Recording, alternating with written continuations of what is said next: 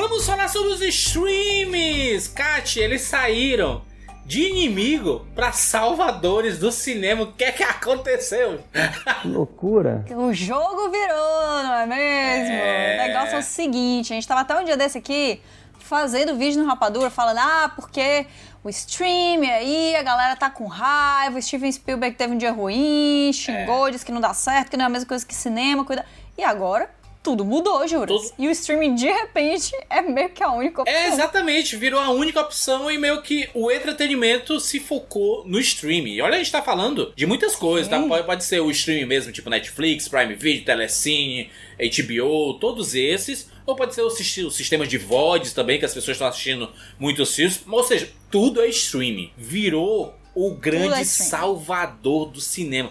Meu Deus do céu, Kat, só nesse período, começo do ano e tudo mais, a Netflix ela ganhou mais de 16 milhões de assinantes. Tem noção do que é isso? Cara, isso é muito louco, mas quando a gente olha o que tá rolando, não poderia ser de outro jeito. Se alguém tinha uma mãe ou um pai que tava ali sozinho na casa, mas que tava assistindo TV, ou então que tava indo no cinema, ou então que tava saindo pra ir no supermercado, encontrar os amigos, jogar aquele xadrez ali na pracinha, agora não pode.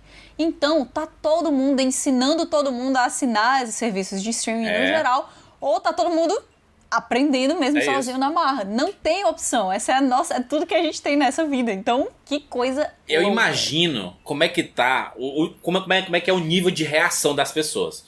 Do tipo assim, eu nunca usei essas coisas, não sei nem o que é isso, já ouvi falar aí, Flexflix, né? Não é pra mim, não. Essas coisas, nem tem direito. Mas, ele começa a testar, né? Faz o cadastro lá, aí normalmente tem 30 dias gratuitos, aí você testa, aí vê assim, rapaz, tem muita coisa aqui, né? Tem muita série, legal, né? muito filme. E é paga uma mensalidade, só se paga um valor, R$30, que seja R$20, R$40, que seja, por mês. E aí você tem acesso a tudo, pode assistir quantas vezes quiser. É isso mesmo? É isso mesmo. Sim, e assim, eu acho que existe uma resistência muito grande por parte de algumas pessoas a até experimentar streamings. E quando existe um design que é tão instintivo quanto da maioria desses serviços, a pessoa aprende rapidinho, ela se acostuma rapidinho e ela entra aí na vibe de maratona também muito rápido.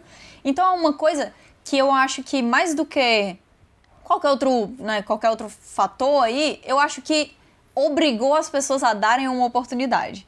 E essa oportunidade, ela é muito fácil de ser levada adiante porque esses serviços são feitos para você não sair deles. Sim. De você emendar um conteúdo no outro, né? De você sair de uma série e ir pra outro. Planejado pra isso.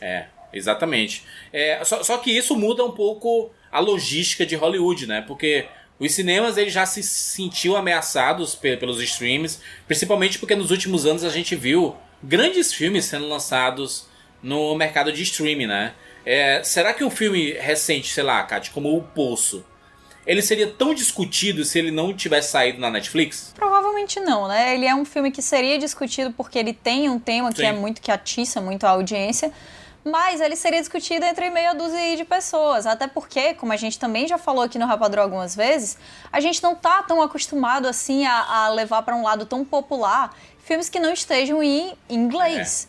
O que aconteceu recentemente com Parasita é um ponto muito fora da curva, mas isso é uma coisa que vai mudar daqui pra frente, né? Também acho. E a Netflix, quando você chega na Netflix e estreia aí como o Poço, você chega na casa de todo mundo, no mesmo dia, você chega no topo da lista de todo mundo porque você é uma novidade, então se a pessoa tá procurando um filme ali pra assistir, ela vai assistir o Poço. Então aquilo se torna uma discussão em comum com basicamente todo mundo ao seu redor, com toda a sua microcomunidade. E aí uma coisa que a Netflix está oferecendo, e isso é muito bacana, porque a gente está vendo muitos filmes estrangeiros fazendo sucesso em vários lugares do mundo. Você vê O Poço, né, filme espanhol fazendo sucesso no Brasil. O Brasil é um fenômeno. Fenômeno no Brasil foi O Poço.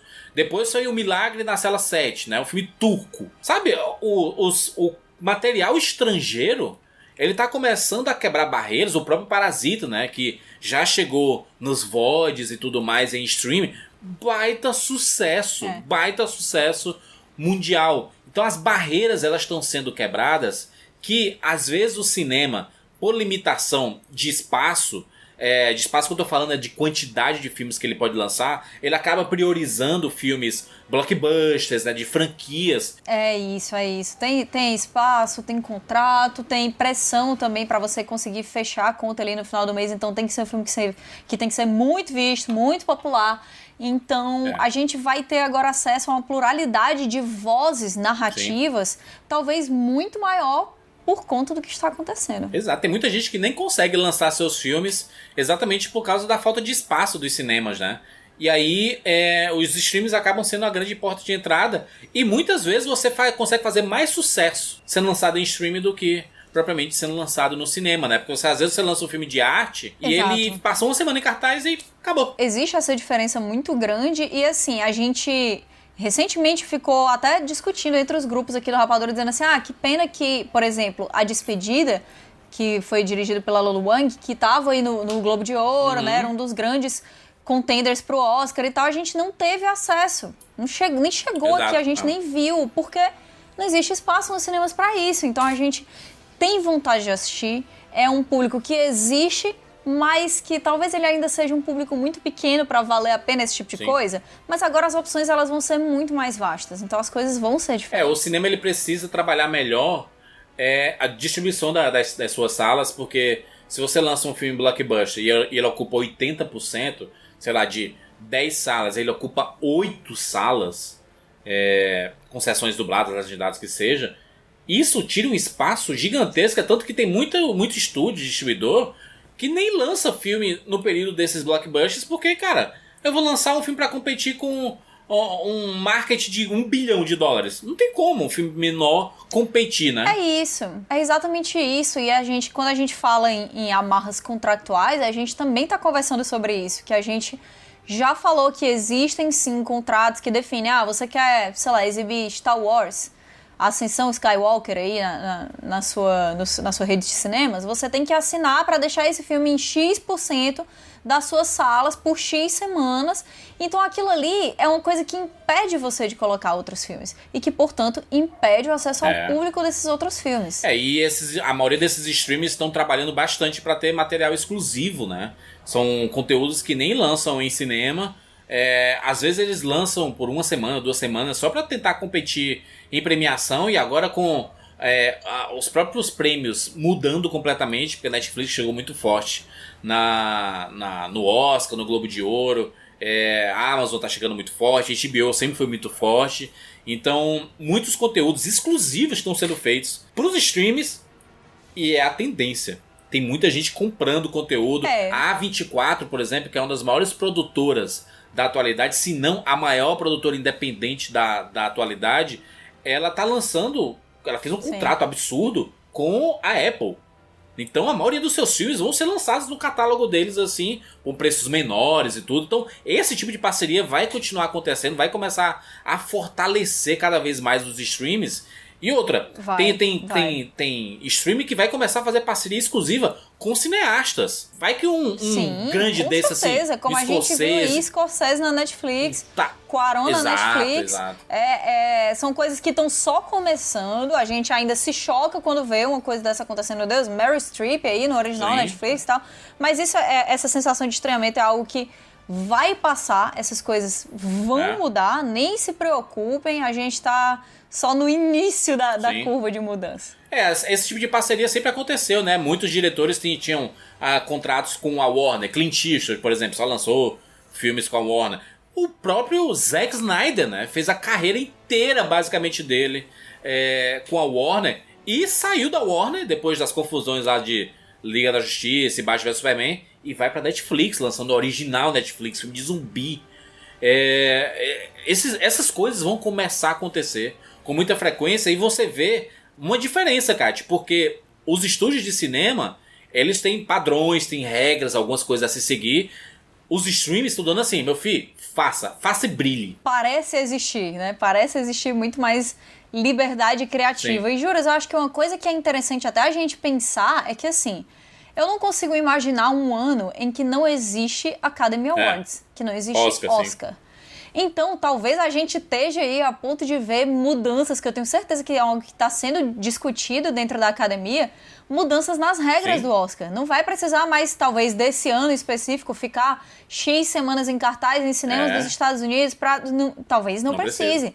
Porque é melhor você dar uma mudada ali, temporária que seja, nas mudanças do Oscar, dando uma abertura muito maior a filmes que estão saindo só para streaming, porque são os únicos filmes que estão saindo, de fato, do que você cancelar um Oscar por um ano inteiro. Imagina. Quer dizer, será que a gente vai ver agora, em 2020, uma mudança tão grande assim, que a gente vai ver a academia chegando e dizendo assim, galera, sabe há 2 anos atrás, quando a gente tava falando aqui, o pessoal tava discutindo que streaming não era legal? Pois é, esse ano a gente entendeu que não existe mais cinema, as regras foram um pouquinho mudadas e nesse ano os filmes só precisam ser lançados em streaming pra chegar aí, pra competir ao Oscar. Quem sabe que isso acontece? Exatamente. Ia ser muito louco. Eu acho que pode ser uma tendência e pode ser algo permanente, sabe? Filmes que foram lançados, independentes de ser streaming e cinema, competem na premiação porque, cara, eu entendo que é a academia de cinema, mas filmes que saem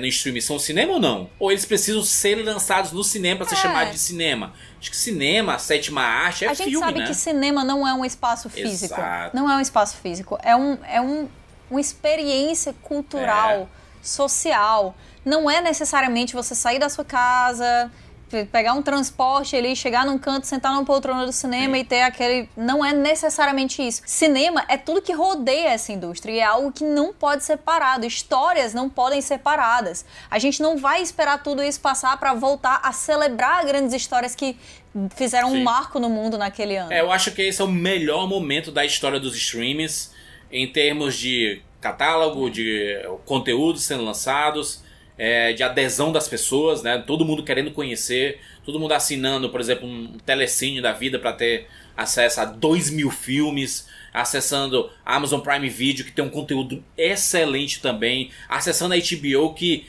sempre foi selo de qualidade, né? A Netflix com a sua variedade de conteúdos. A gente tem vários streams que são muito grandes e as pessoas estão passando a descobrir esse conteúdo e é entretenimento no fim das contas, né? A evolução tecnológica trouxe muita mudança na forma que a gente consome conteúdo, mas eu acredito que a paixão é a mesma. Do mesmo jeito que a gente assiste filme dos anos 80, anos 70 e tudo mais, anos 80 ali quando chegou o VHS, no final dos anos 90 quando chegou o DVD, as pessoas, eu amo mais cinema agora. Não, a paixão ela continua do mesmo jeito, as pessoas amando filmes e amando cinema, né? Fica a pergunta aí, quando os cinemas reabrirem, voltarem, será que os streams vão cair? Ou eles vão continuar na ascendente? Rapaz. Não sei, eu acho que conveniência é um mercado que não volta atrás. As pessoas poderem ver as coisas em casa, não sei se é algo que vai simplesmente sumir depois não, hein, Júlio? É exatamente isso.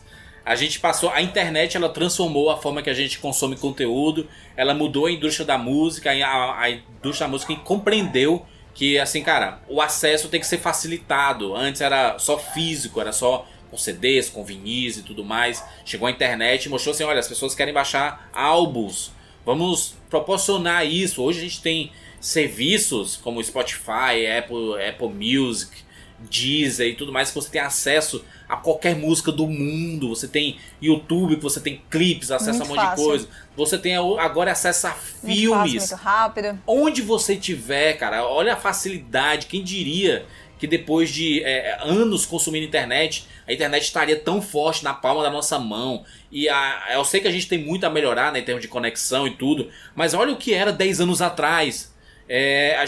A evolução do entretenimento, ela tá a passos largos, sabe? Tá uma evolução muito rápida. Sim, né? E que bom. Que bom. Que bom que isso tá acontecendo. Que bom. É isso, falamos sobre os streams salvando o cinema. Quem diria, meu Deus, que isso ia acontecer. Caraca, aqui, ó, todas as apostas que tinham sido feitas antes, ó. Jogou nossas discussões todas abaixo, cara. Tudo abaixo.